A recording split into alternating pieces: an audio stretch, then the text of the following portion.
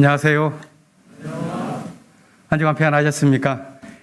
성령 강림 후 8번째 주일 예배에 참석하신 교회 여러분, 또 온라인으로 참석하신 분들 모두 환영합니다. 어제 날씨는 어마어마했죠. 아주 피크를, 여름의 절정을 달리고 있는 것 같습니다. 그러다 보니 휴가를 가시는 분들도 많고 서울의 이 교통 상황도 훨씬 수월한 것을 체감합니다. 청소년부는 향림 수양관에서 지금 금요일 저녁부터 즐거운 물놀이를 포함한 들살이를 갖고 있습니다. 건강하게 잘 돌아올 수 있도록 기도해 주시기 바랍니다. 건강한 삶이 개인적인 삶도 그렇지만 사회적인 삶 역시도 건강했으면 좋겠는데요. 우리 사회가 여전히 불안하죠.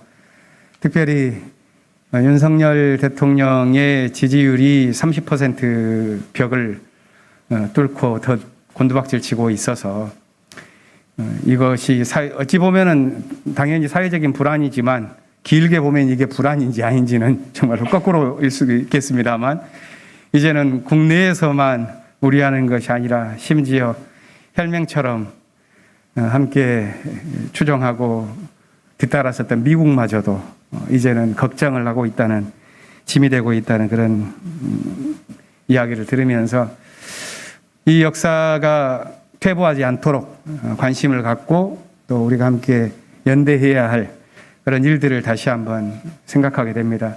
특별히 지난주 목요일에는 우리 주변에서 국가보안법이라고 하는 7조 고무찬양죄가 적용되어지는 그런 기가 막힌 일이 정말로 오랜만에 벌어졌는데요. 통일시대연구원의 정대일 박사는 기장교인입니다.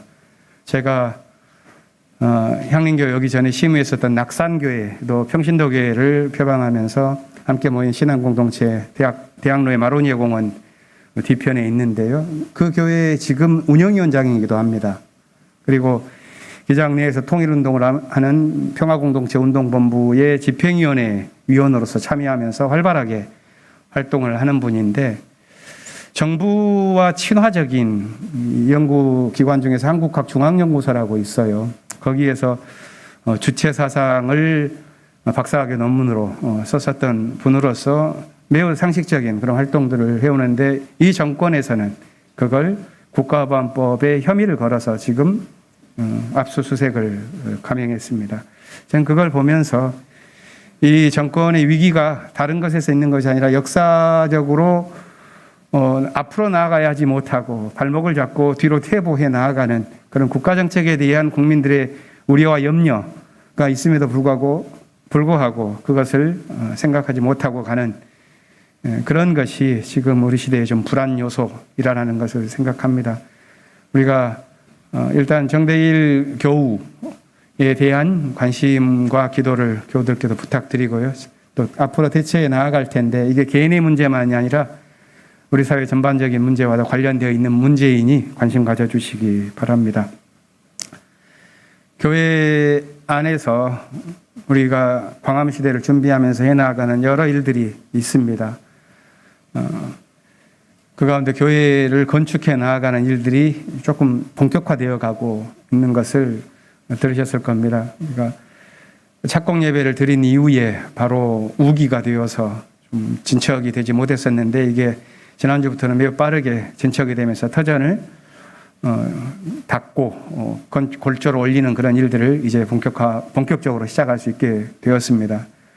또 70주년을 맞으면서 교회가 준비해야 할 일들도 여러 차례 회의를 통해서 준비해 오시고 그 많은 결과들을 교우들께 알려드리기 위하여 목회마당에 실었습니다. 그걸 참고하시면서 지금 우리가 광화문 시대를 위하여 광야 생활을 하고 있는데요. 이 기간 동안에 우리가 준비해야 할 일들을 하나하나 마음 모아서 힘을 합해서 나아갈 수 있도록 교우들께서 관심 가져주시고 협력해 주시기를 바랍니다. 예배를 드리겠습니다. 오늘 하늘대표기는 김지목 목사님께서 담당해 주시겠습니다.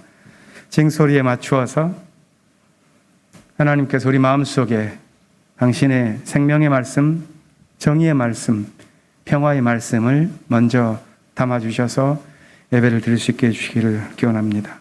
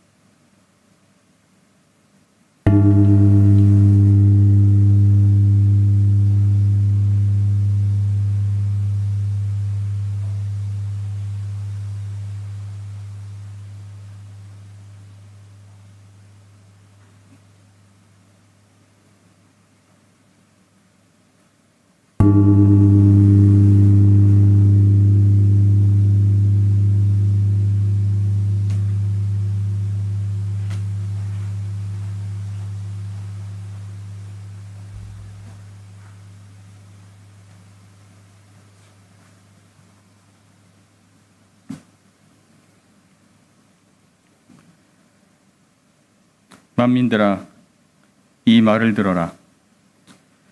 이 세상에 사는 만 백성아, 모두 귀를 기울여라. 낮은 자도 높은 자도 부자도 가난한 자도 모두 귀를 기울여라.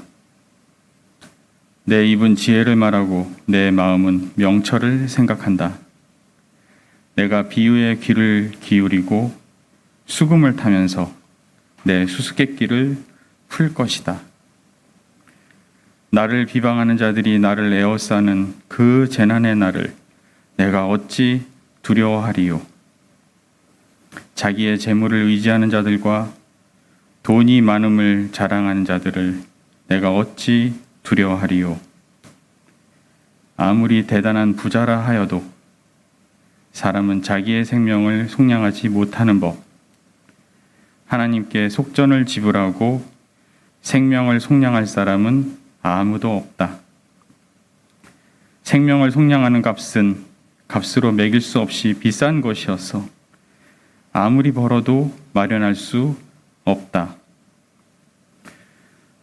죽음을 피하고 영원히 살 생각도 하지 말아라. 누구나 볼 수 있다. 지혜 있는 사람도 죽고 어리석은 자나 우둔한 자도 모두 다 죽는 것을, 평생 모은 재산마저 남에게 모두 주고 떠나가지 않는가. 사람들이 땅을 차지하여 제 이름으로 등기를 해두었어도 그들의 영원한 집, 그들이 영원히 머물 곳은 오직 무덤뿐이다. 사람이 제 아무리 영화를 누린다 해도 죽음을 피할 수는 없으니 미련한 짐승과 같다. 아멘.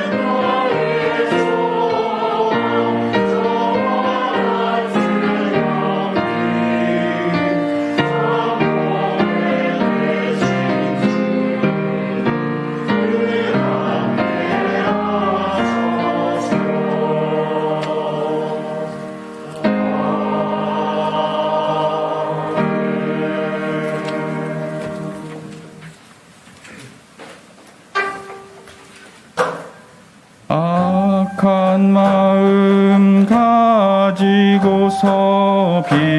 비난하는 무리들이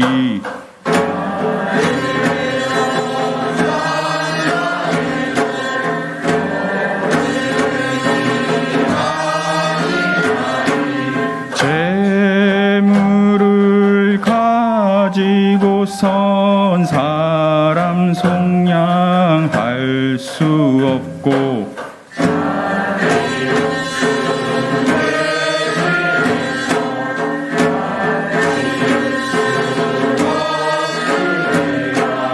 귀한 것은 생명이요 목숨 값은 너무 크니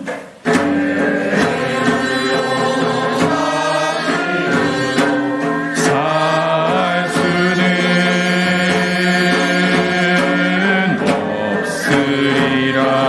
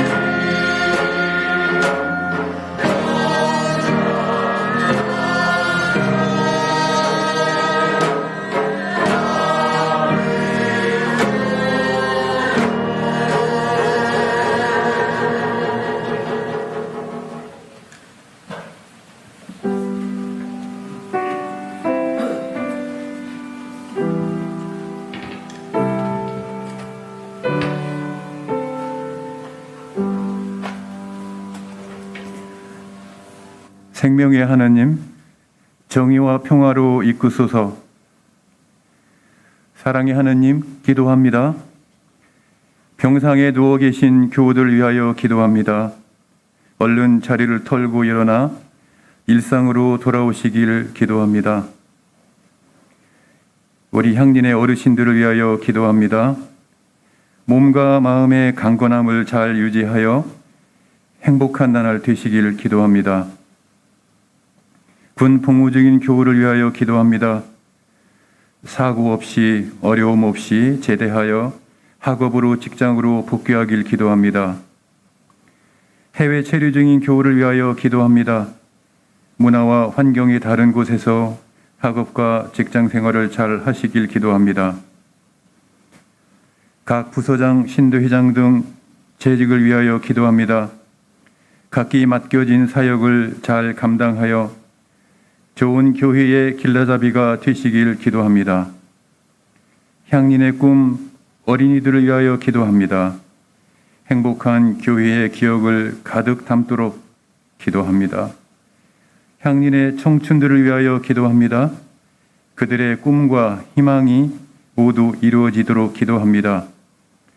향린의 목회실을 위하여 기도합니다. 멈춤 없이 흔들림 없이 좋은 세상을 향한 깃발이 되시길 기도합니다. 정의의 하나님, 험한 세상입니다. 우크라이나 전쟁이 지금 끝이 보이질 않습니다. 다음이 대만이고 그 다음이 우리가 될지도 모르는 불안한 상황입니다. 35도가 넘는 더위가 계속되고 가뭄으로 땅이 갈라집니다.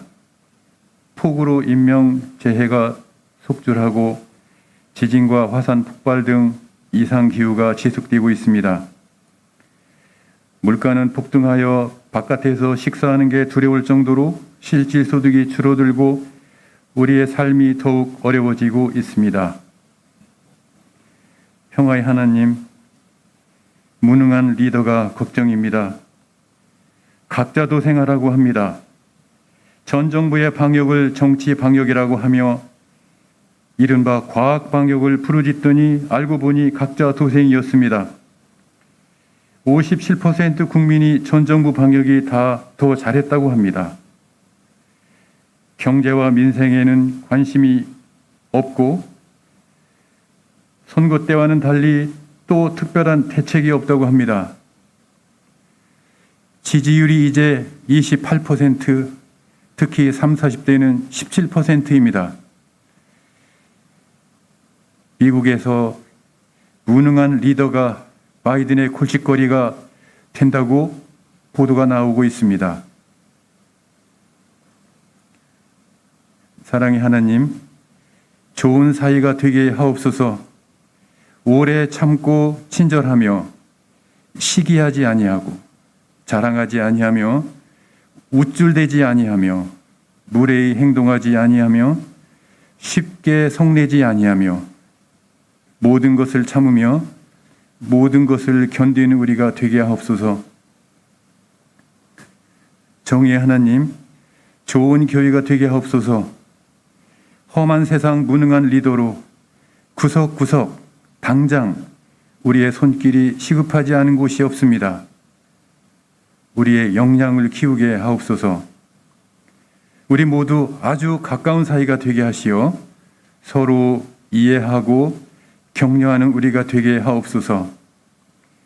향린 거리 좁히기 아이디어, 부서 충원 아이디어 공모, 소중한 의견을 살펴보시고 좋은 교회를 위한 밑거름으로 써주시옵소서. 평화의 하느님, 좋은 세상이 되게 하옵소서. 2022년 4월 국제통화기금 IMF 추정, 우리나라의 GDP는 미국, 중국, 일본, 독일, 영국, 인도, 프랑스, 캐나다, 이탈리아, 브라질, 러시아 다음 12등입니다. 그러나 우리나라의 소득 불평등 진위계 수는 남아공, 브라질, 미국, 중국, 이탈리아, 러시아, 캐나다, 인도, 영국, 일본 다음 역시 11등이라고 합니다. 상위 10% 사람들이 잘 사는 것 시기하지 않고 하위 10% 사람들도 인간답게 살 수 있는 좋은 세상을 만들게 하옵소서. 교회 창립 70주년 7가지 기념 사업에 우리 모두 기쁜 마음으로 참여하여 좋은 세상을 앞당기게 하옵소서. 이제 입을 닫고 마음을 열어 당신의 말씀을 듣겠습니다. 말씀 주시옵소서.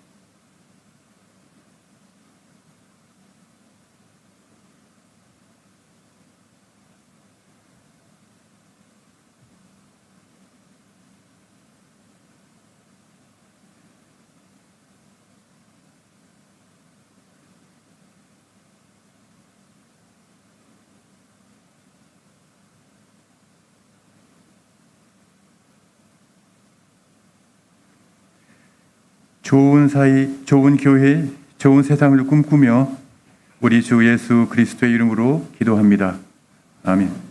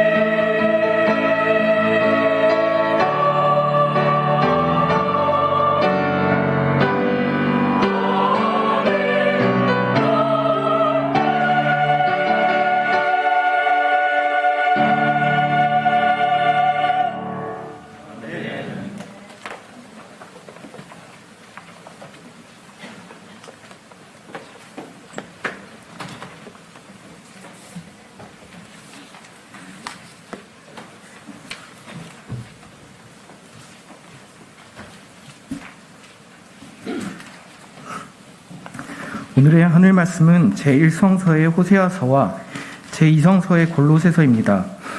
먼저 호세아서 11장 1절에서 11절 말씀을 읽겠습니다. 제1성서 1279쪽입니다. 이스라엘이 어린아이일 때 내가 그를 사랑하여 내 아들을 이집트에서 불러냈다. 그러나 내가 부르면 부를수록 이스라엘은 나에게서 멀리 떠나갔다. 짐승을 잡아서 바알 우상들에게 희생 제물로 바치며 온갖 신상들에게 향을 피워서 바쳤지만 나는 에브라임에게 걸음마를 가르쳐 주었고 내 품에 안아서 길렀다. 죽을 고비에서 그들을 살려주었으나 그들은 그것을 깨닫지 못하였다. 나는 인정의 끈과 사랑의 띠로 그들을 묶어서 업고 다녔으며 그들의 목에서 멍에를 벗기고 가슴을 헤쳐 젖을 물렸다. 이스라엘은 이집트 땅으로 되돌아가게 될 것이다. 이스라엘은 아시리아의 지배를 받게 될 것이다. 그들이 나에게로 돌아오기를 거부하기 때문이다. 전쟁이 이스라엘의 성읍을 휩쓸고 지나갈 때 성문 빗장이 부서질 것이다. 그들이 헛된 계획을 세웠으니 칼이 그들을 모조리 삼킬 것이다. 내 백성이 끝끝내 나를 배반하고 바알을 불러 호소하지만 그가 그들을 일으켜 세우지 못할 것이다. 에브라임아, 내가 어찌 너를 버리겠느냐? 이스라엘아, 내가 어찌 너를 원수의 손에 넘기겠느냐? 내가 어찌 너를 아드마처럼 버리며 내가 어찌 너를 스보임처럼 만들겠느냐? 너를 버리려고 하여도 나의 마음이 허락하지 않는구나. 너를 불쌍히 여기는 애정이 나의 속에서 불길처럼 강하게 치솟아 오르는구나. 아무리 화가 나도 화나는 대로 할 수 없구나. 내가 다시는 에브라임을 멸망시키지 않겠다. 나는 하나님이요 사람이 아니다. 나는 너희 가운데 있는 거룩한 하나님이다. 나는 너희를 위협하려 온 것이 아니다. 주님께서 사자처럼 부르짖으신다. 이스라엘 사람들이 주님의 뒤를 따라 진군한다. 주님께서 친히 소리치실 때에 그의 아들, 딸들이 서쪽에서 날개치며 빨리 날아올 것이다. 이집트 땅에서 참새떼처럼 빨리 날아오고 아시리아 땅에서 비둘기처럼 날아올 것이다. 내가 끝내 그들을 고향집으로 돌아오게 하겠다. 나 주의 말이다. 이어서 골로새서 3장 1절에서 11절 말씀을 읽겠습니다. 제2성서 347쪽입니다.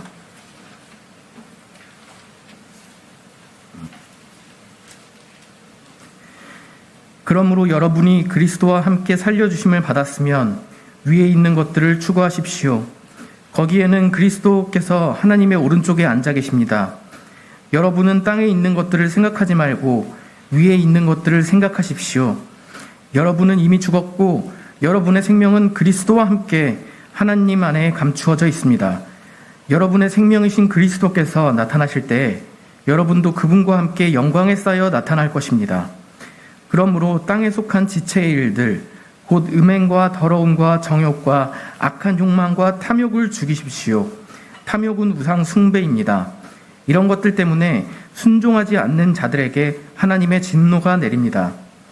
여러분도 전에 그런 것에 빠져서 살 때에는 그렇게 행동하였습니다. 그러나 이제 여러분은 그 모든 것, 곧 분노와 격분과 악의와 회방과 여러분의 입에서 나오는 부끄러운 말을 버리십시오. 서로 거짓말을 하지 마십시오. 여러분은 옛사람을 그 행실과 함께 벗어버리고 새 사람을 입으십시오. 이 새 사람은 자기를 창조하신 분의 형상을 따라 끊임없이 새로워져서 참지식에 이르게 됩니다. 거기에는 그리스인과 유대인도 할례 받은 자와 할례 받지 않은 자도 야만인도 스구디아인도 종도 자유인도 없습니다. 오직 그리스도만이 모든 것이며 모든 것 안에 계십니다. 다 함께 골로새서 3장 10절 말씀을 읽겠습니다. 새 사람을 입으십시오. 이 새 사람은 자기를 창조하신 분의 형상을 따라 끊임없이 새로워져서 참지식에 이르게 됩니다. 이 말씀으로 귀한 깨달음과 결단이 있으시기를 바랍니다.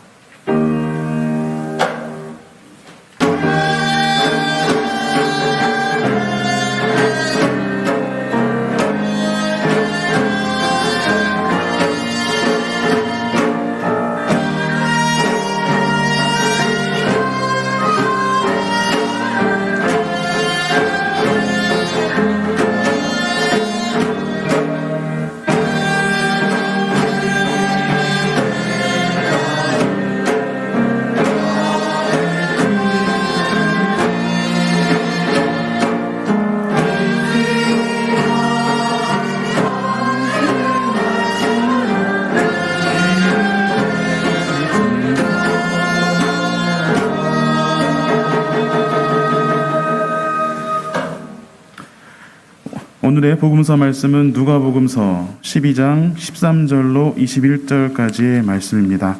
가능하신 분은 함께 일어서서 말씀을 듣겠습니다.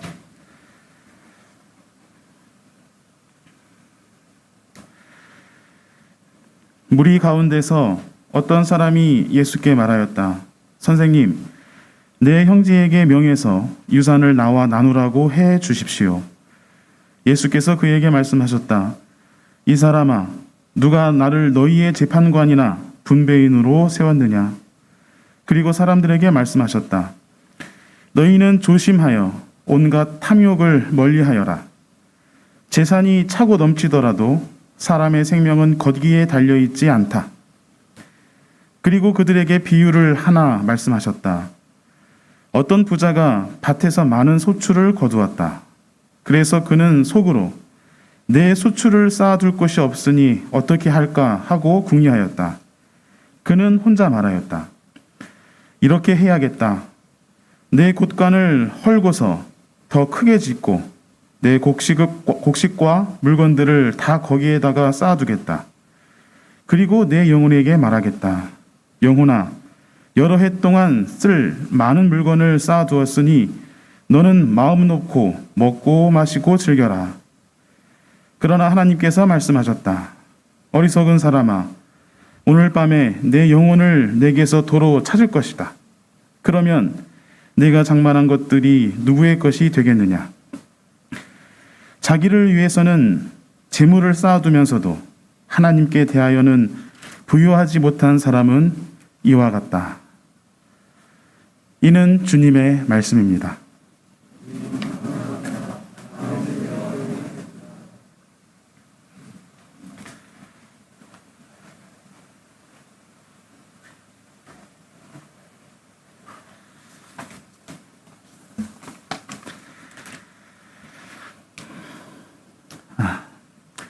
예언자 호세아가 활동했던 지역은 팔레스타인의 북쪽, 에브라임이라고도 불리는 북이스라엘입니다.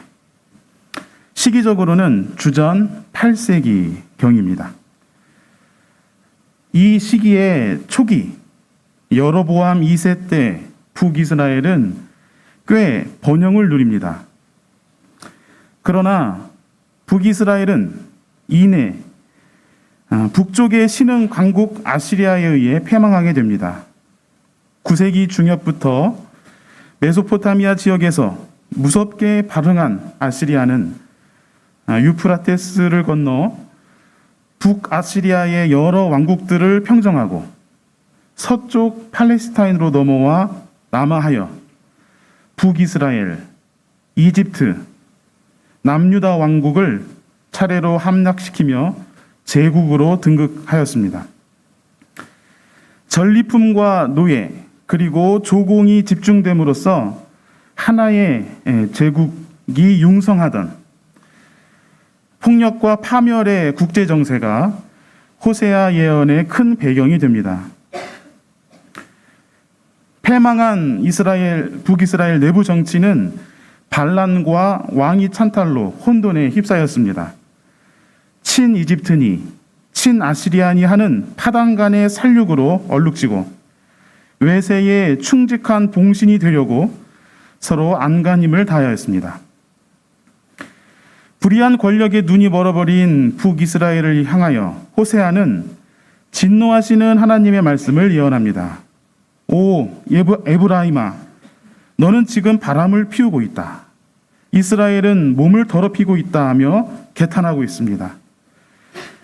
이스라엘이 어린아이였을 때 내가 사랑하여 이집트를 불러내었고 가나안 땅에서 곡식과 햇 포도주와 기름을 주었으나 그것도 모르고 금과 은으로 바알을 만들었다며 이스라엘의 배은 망덕을 한탄합니다.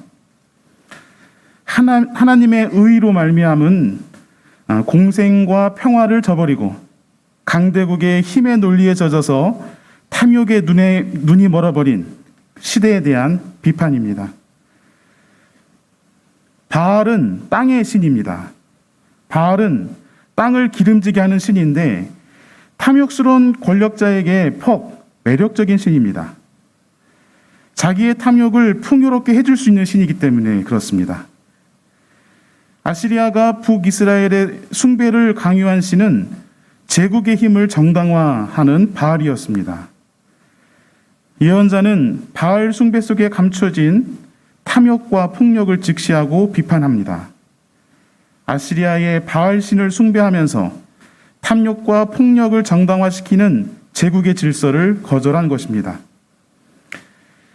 바알에 대비된 이스라엘의 하나님은 하늘과 땅을 지으신 창조주입니다.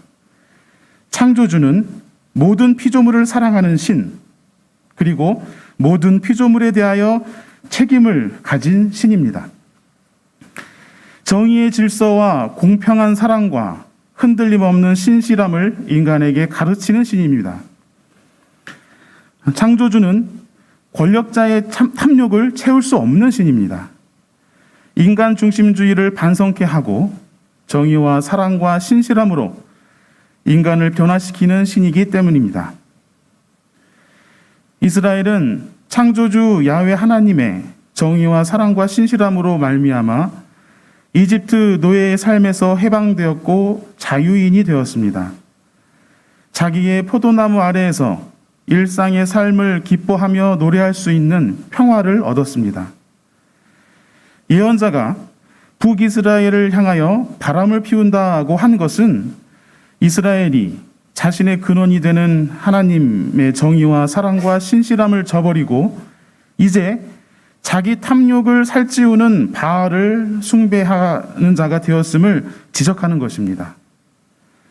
아시리아의 저 거대한 폭력적 질서에 편승하여 자기도 탐욕을 한번 채워볼까 변절해버린 대응망덕함을 자각시키는 외침이었습니다. 예언자는 이스라엘의 바람 피우는 변절에 대하여 하나님의 진노를 감추지 않습니다. 에브라임아, 너를 어떻게 하면 좋겠느냐?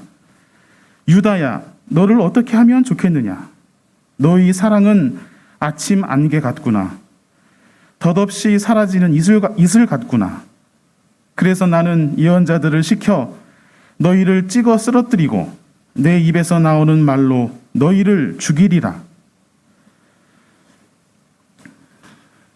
그러나 하나님의 심판은 이스라엘의 파멸이 목적이 아니었습니다. 관계의 회복이 그 목적이기에 하나님의 심판은 사랑의 다른 면입니다.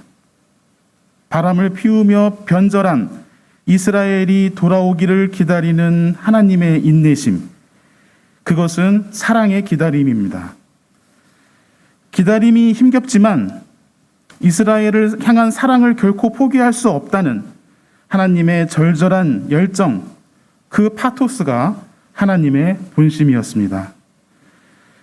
하나님을 떠난 이스라엘이 돌이켜 다시 하나님과 재결합하게 되기를 간절히 기다리는 하나님의 열정, 그것이 오늘 우리 예언서의 핵심입니다. 에브라임아, 내가 어찌 너를 버리겠느냐? 너를 버리려고 하여도 나의 마음이 허락하지 않는구나. 너를 불쌍히 여기는 애정이 나의 속에서 불길처럼 강하게 치솟아 오르는구나. 아무리 화가 나도 화나는 대로 할 수 없구나. 나는 너희를 위협하러 온 것이 아니다. 창조주 하나님을 믿는다는 것은 하나님께 귀의하고 이 같은 하나님의 열정에 우리도 동화되는 것입니다. 하나님의 열정, 하나님의 그 파토스를 나도 체험하는 것입니다. 이스라엘을 향하여 보여주셨던 하나님의 열정에 나도 전율하며 그 열정으로 오늘 하루의 삶을 사는 것, 이것이 우리가 하나님을 믿는 이유일 것입니다. 하나님의 뜨거운 심정에 깊이 젖어드는 훈련이야말로 놓쳐서는 안 될 우리 신앙의 과제입니다.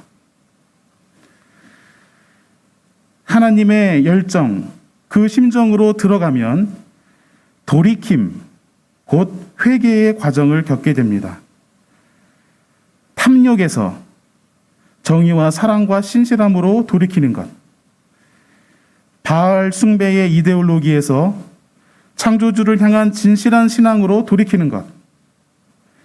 땅의 신 바알을 주작해서 자기 탐욕을 채우려는 유혹에서 매 순간 돌이키는 삶을 사는 것입니다. 이것은 마음을 지키며 다스리는 것인데 단지 자신을 객관화시켜서 반성적으로 성찰하는 정도에 머무는 것이 아니라 하나님께로 내 존재 전부를 내어 맡기며 하나님만 믿고 모험하는 데까지 나아가야 하는 것입니다. 하나님의 열정 안에서 전율하며 돌이킴의 힘으로 살아가는 이에게 변혁의 힘이 있음을 오늘의 호세아서 말씀을 통해 성찰합니다. 다시 정의와 사랑과 신실함으로 돌이켜 하나님과 온전한 관계를 회복할 때 아시리아 제국이 불어오는 폭력과 파멸의 시대가 전복될 수 있다는 것이 예언자의 신앙이기 때문입니다. 신앙의 차원에서 변혁적 주체는 하나님의 열정, 그 파토스에서 나오는 것임을 되새깁니다. 오늘 골로새서도 돌이킴의 결과인 이전과 다른 새로운 삶에 대해 힘주어 말하고 있습니다. 옛 사람을 벗고 새 사람을 입으라고 말합니다.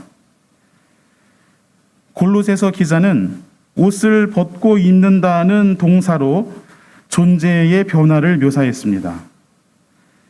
하늘의 은총에 덧입혀 구원을 얻는 백성이 된다는 히브리 정서를 엿볼 수 있습니다. 요한계시록에서는 구원받은 백성을 상징적으로 순교자의 피로 세탁한 흰 세마포를 입었다고 묘사하기도 합니다. 이와 같은 문화적 상징이 오늘날 우리의 예배 문화에까지 이어지고 있습니다. 예배 때 우리가 흔히 가운이라고 이야기하는 성의와 또 이 스토리라고 하는 영대를 우리가 착용하는 것은 이것을 단지 우리의 죄를 감춘다는 의미에 머물거나 사제의 거룩한 권위를 의미하는 것으로 이해해서는 안 됩니다. 하늘의 진리로 새 사람이 되고 이전과 다른 새로운 삶을 결단한다는 의례로서 착용하고 하나님 나라의 백성으로서 자의식을 갖도록 돕는 그런 상징으로 이해해야 합니다. 새 사람을 입는다는 히브리의 상징 은유와 비교해 볼 수 있는 동북아시아의 상징적 묘사로 진리를 깨우칠 때 존재 안에서 빛이 점점 밝아지는 것이 연상됩니다. 안에서부터 점점 밝아져서 깨달음의 존재로 변화한다는 동북아시아의 묘사와 세마포를 덧입음으로써 구원받은 백성으로 변모한다는 히브리적 묘사가 종교 문화적으로 그 표현이 서로 다르지만 영성적인 차원에서는 같은 것을 지시하고 있다고 생각합니다. 새 사람을 입으라는 골로새서의 표현은 신성한 외피로 존재의 죄성을 단순히 덮어서 눈가림하는 것이 아니라 하늘의 은총에 힘입어 진리로 밝게 빛나는 존재로 거듭나는 것을 뜻한다고 하겠습니다. 옛 사람을 벗는다는 말은 탐욕의 질서에서 탈하는 것을 뜻합니다. 골로새서에서 옛 사람은 땅에 있는 것들을 생각하는 자로 표현되어 있습니다. 음행과 더러움과 정욕과 악한 욕망과 탐욕이며 이것들을 죽이지 아니하면 하나님의 진노를 피할 수 없을 것이라고 말합니다. 골로새서의 저자인 바울, 그가 처했던 당시 상황을 떠올려서 유추해 본다면 벗어야 할 옛사람의 표상은 이방 선교를 회방하는 유대 그리스도인들의 율법주의와도 관련이 있어 보입니다. 오늘 11절에 거기에는 그리스인과 유대인도 할례받은 자와 할례받지 않은 자도 야만인도 스구디아인도 종도 자유인도 없습니다. 오직 그리스도만이 모든 것이며 모든 것 안에 계십니다. 라고 결론을 지은 것을 보더라도 골로새서의 옛 사람은 율법주의에 찌들어 자기 권력을 지키려는 일련의 사상들을 겨냥한 것 같습니다. 율법의 의미를 조작하여 할례를 받은 자를 구원받은 백성의 자격으로 강조함으로써 유대인들 스스로를 종교 지도 체계 위에 종교 지도 체계에서 우위를 점하려는 시도들에 대해서 바울은 그런 사상이야말로 그리스도의 사랑을 가리는 거짓말, 벗어버려야 할 옛사람이었던 것입니다. 율법주의는 자신의 권력을 유지하기 위해서 율법의 법정신을 무시하고 율법을 조작한 결과물입니다. 최선을 다해 사랑하는 것 대신 체제 유지를 위해 기계적으로 신앙을 주입하는 편의주의입니다. 자기의 도식에 타자를 끼워 맞추려는 사악한 권력주의입니다. 정당성을 인정받을 수 없으므로 합리화하려는 거짓말 투성이입니다. 바울은 이러한 율법주의자들과 같은 옛 사람은 탐욕에 길들여진 우상 숭배자라고도 말합니다.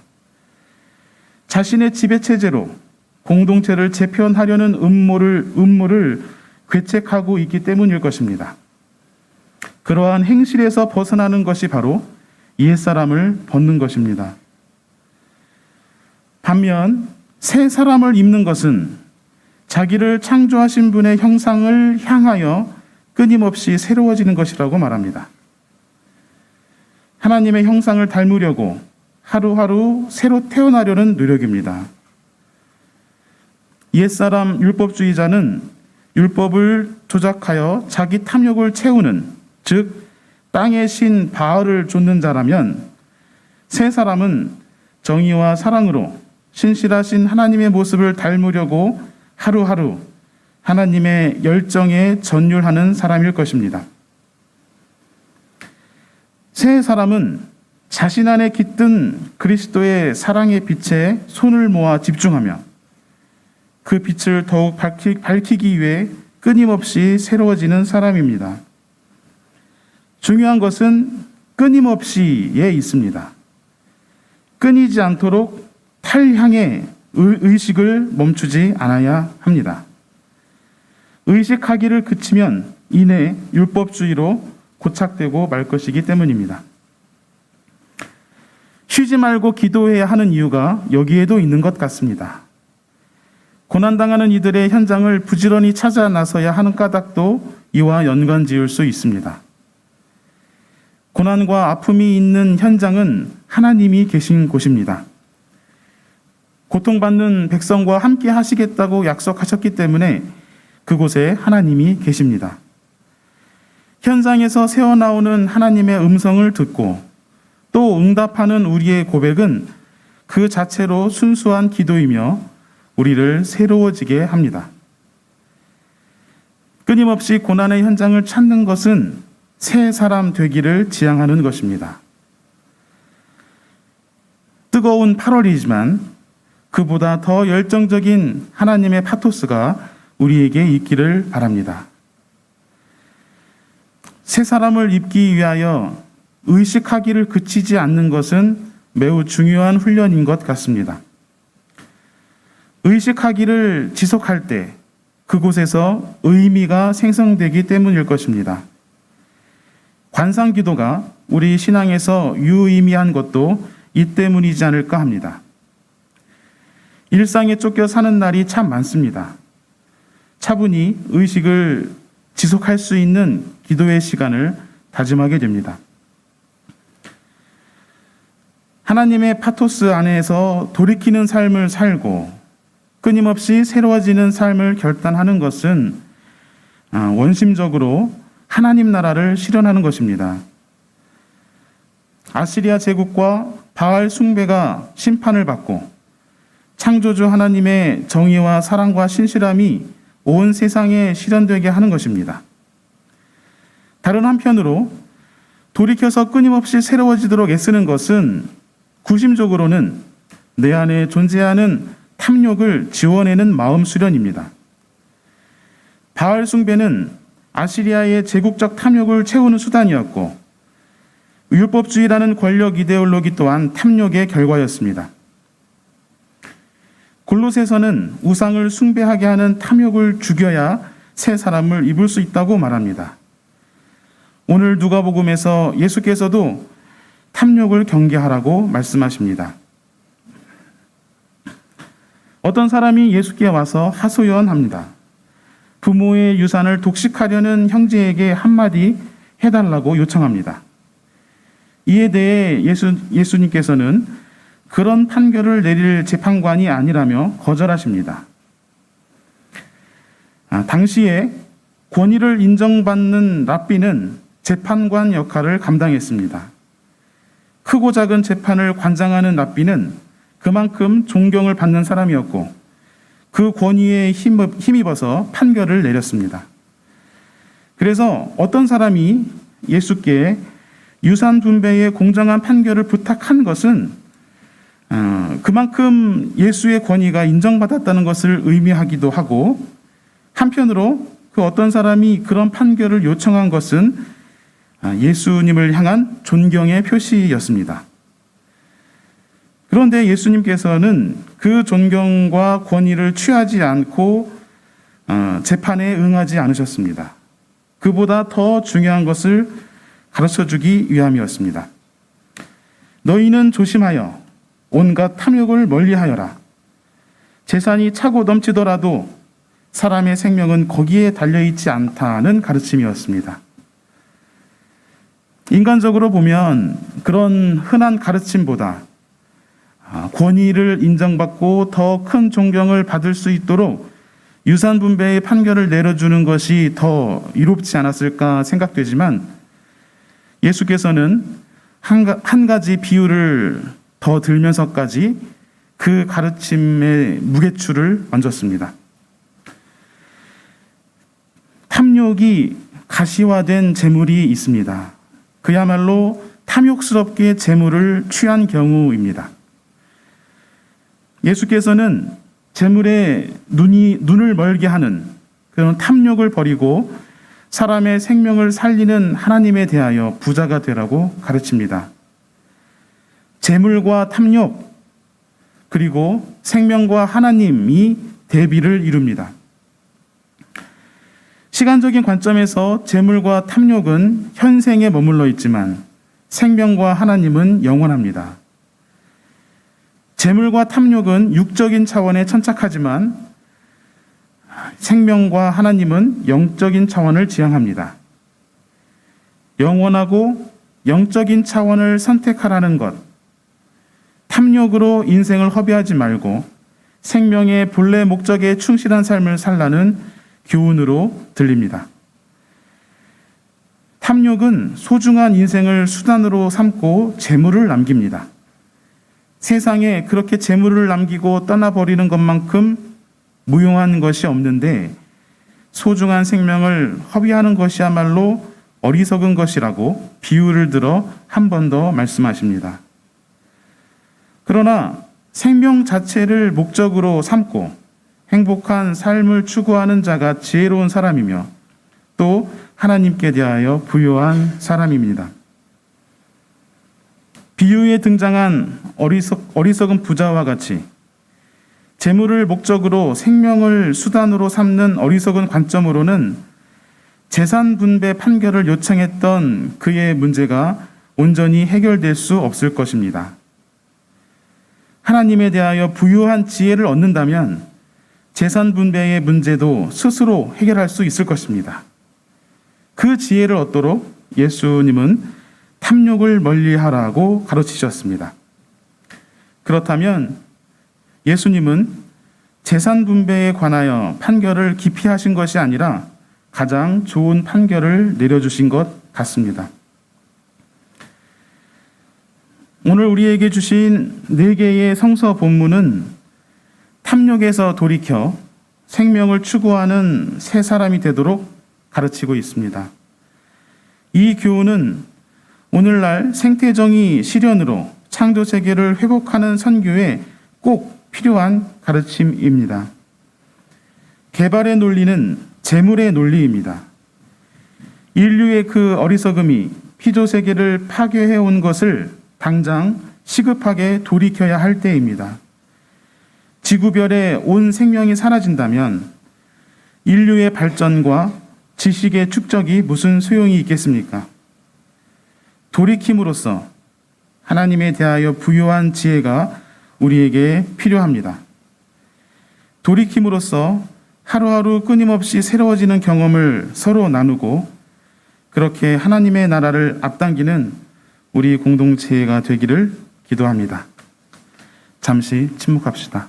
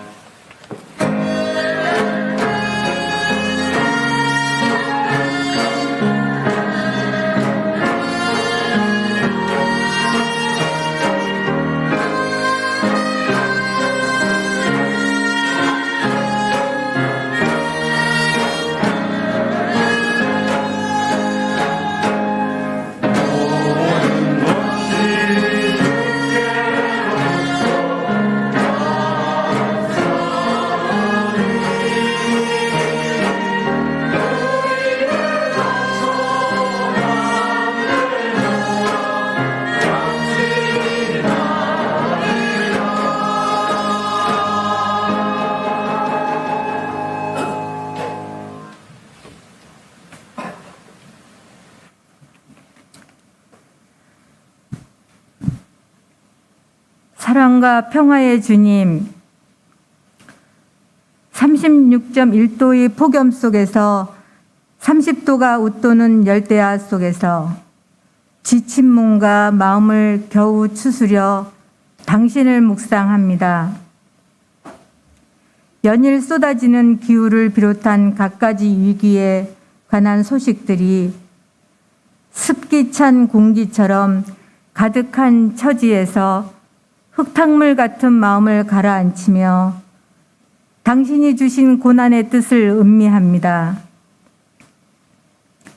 에덴 동산을 떠난 이래 인류에게 주어진 운명적 고난들 사이사이에서 노아의 무지개처럼 새 희망을 제시해 오던 당신의 약속을 떠올려 봅니다.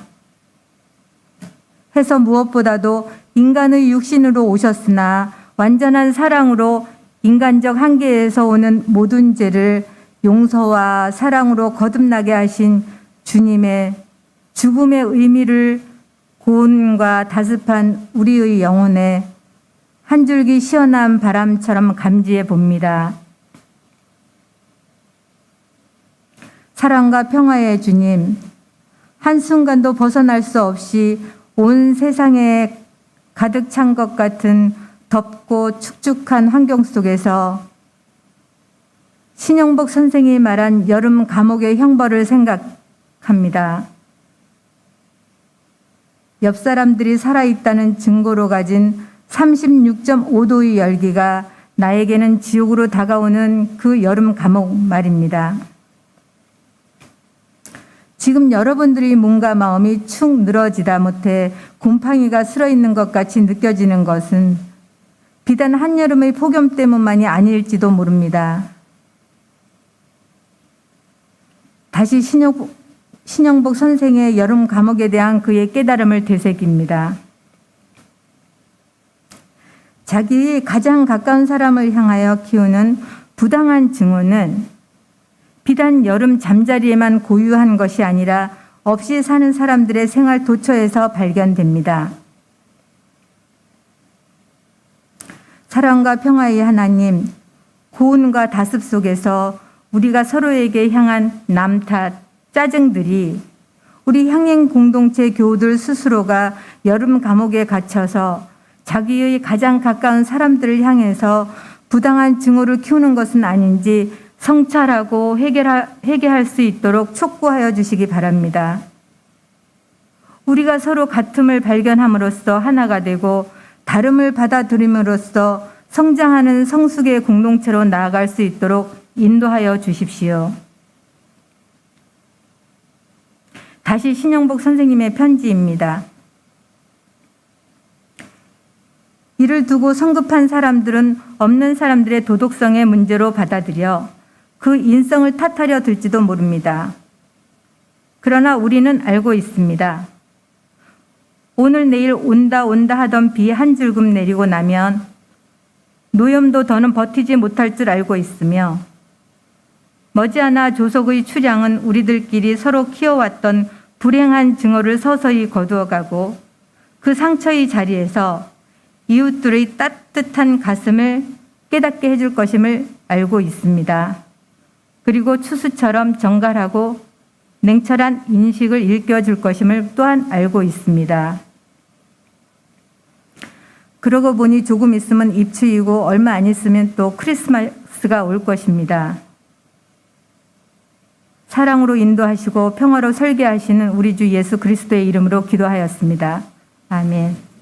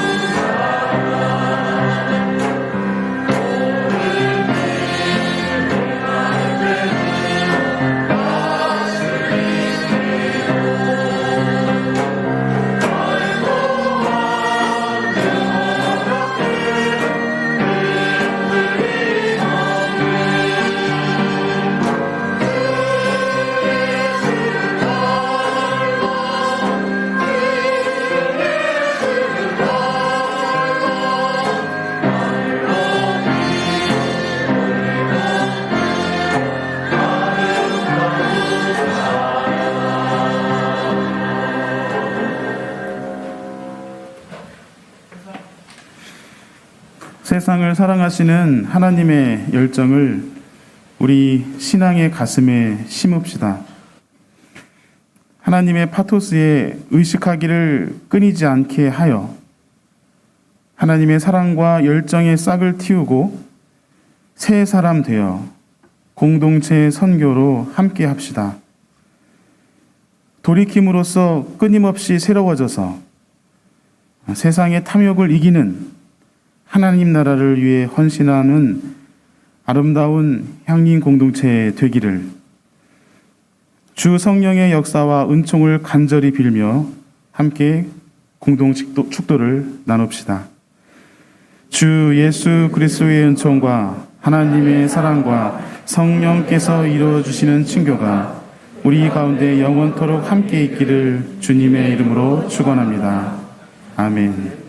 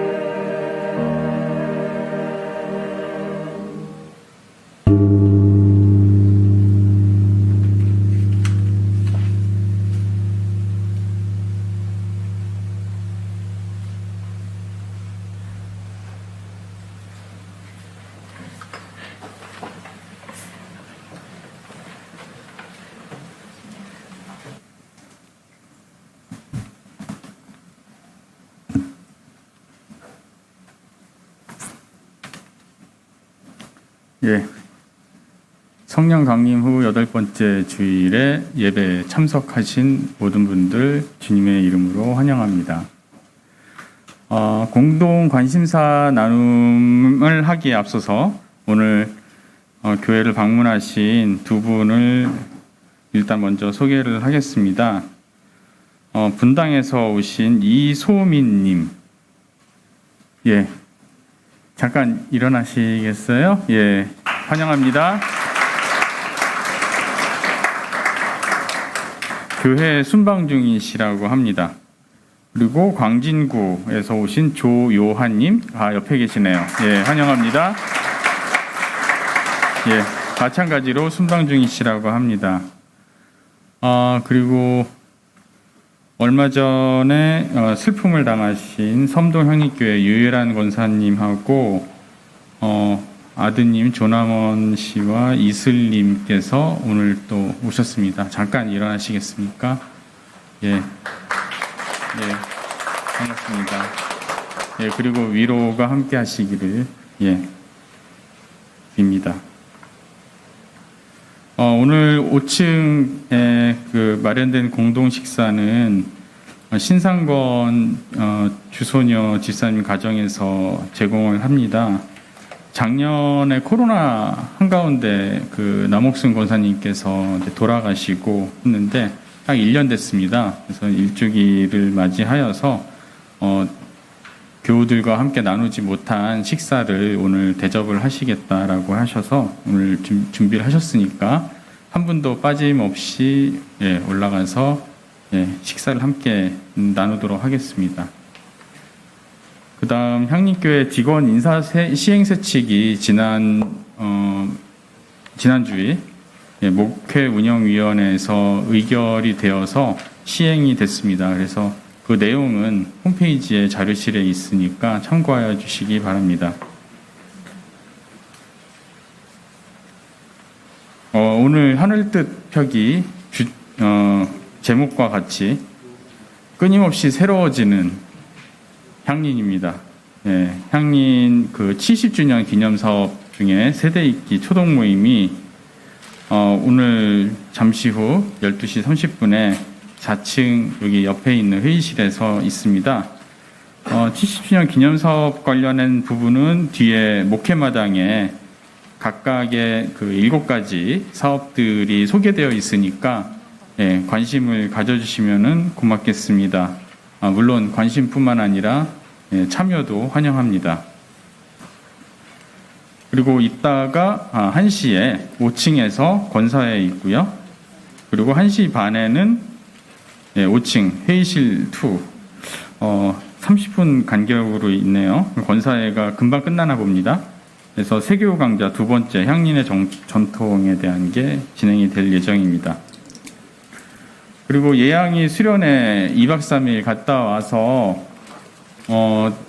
다시 아침에 또 오셨습니다. 크라운 혜태 수련원 양주에 있는 거기서 하고 오셨는데 어떻게 오늘 예양 음악이 좀 달라진 게 느껴지셨습니까?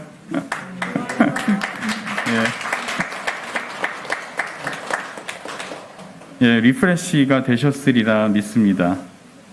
그리고 청소년부 여름들살이가 금요일부터 오늘까지 오늘 2시쯤에 교회에 도착 예정이라고 합니다. 함께 회복을 이루어요.